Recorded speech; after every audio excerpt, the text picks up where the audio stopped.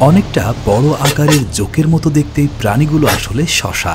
আজব এই শসার দাম প্রতি কেজি বাংলাদেশি টাকায় অন্তত 25,000 টাকা। সবচেয়ে সস্তা প্রজাতির দামও প্রায় 10,000 টাকা কেজি। সমুদ্রের তলদেশে পাওয়া এই আজব প্রাণীর নাম সি কিউকাম্বার বা সামুদ্রিক শসা।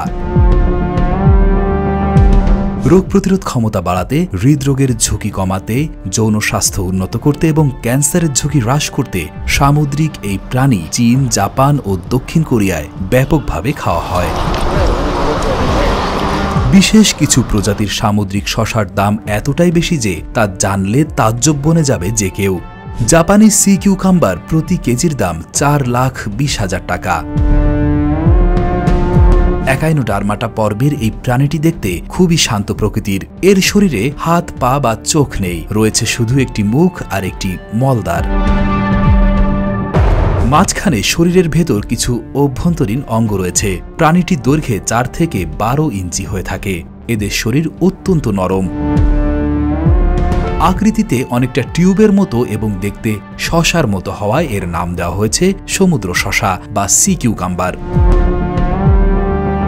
অনুকূল পরিবেশে এরা 5 থেকে 10 বছর পর্যন্ত বেঁচে থাকতে পারে।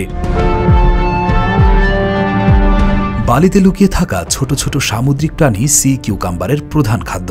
3 সপ্তাহ পর পর সামুদ্রিক শসা লক্ষাধিক ডিম দিলেও তা থেকে খুব অল্প পরিমাণ বাচ্চা জন্ম নেয়।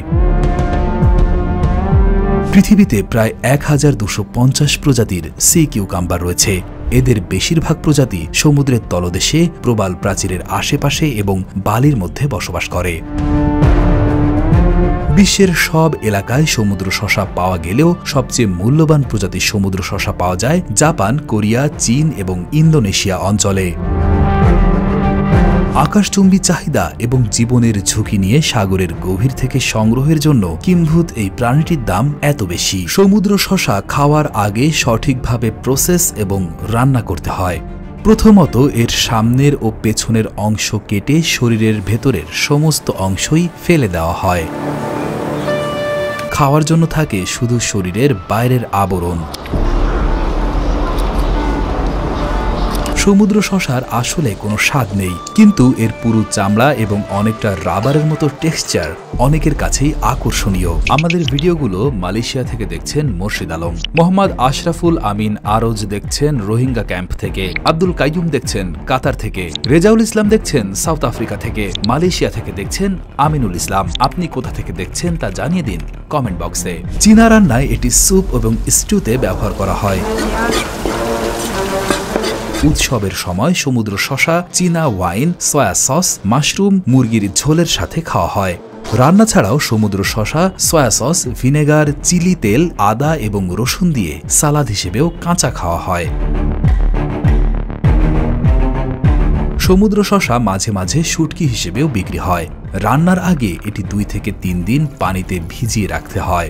রান্নার আগে আদা এবং ভিনেগারে ভিজিয়ে এর তীব্র গন্ধ দূর করতে হয়। বিপুল চাহিদার কথা মাথায় রেখে সমুদ্র শসা চাষাবাদ করার চেষ্টা শুরু হয়েছে, বিশেষত সবচেয়ে দামি জাপানি প্রজাতির ক্ষেত্রে। যদিও এটি খুব সহজ নয়, কারণ এদের লার্ভার বেশিরভাগ পূর্ণবয়স্ক হওয়ার আগেই মারা যায় এবং পূর্ণবয়স্ক হতে 2 থেকে 6 বছর পর্যন্ত সময় লাগে। তবুও চীনে ইতোমধ্যে বিলিয়ন ডলার বিনিয়োগ করে জাপানি সমুদ্র শসা চাষাবাদ শুরু হয়েছে। সমুদ্র শসার চাহিদা এতটাই বেড়েছে যে প্রায় 70টি প্রজাতি বাণিজ্যিকভাবে নিধন করা হচ্ছে। অতিরিক্ত শিকার করার ফলে সমুদ্র শসার সংখ্যা কমে যাচ্ছে, ফলে অনেক দেশ সমুদ্র শসা ধরা বন্ধ করতে বাধ্য হয়েছে।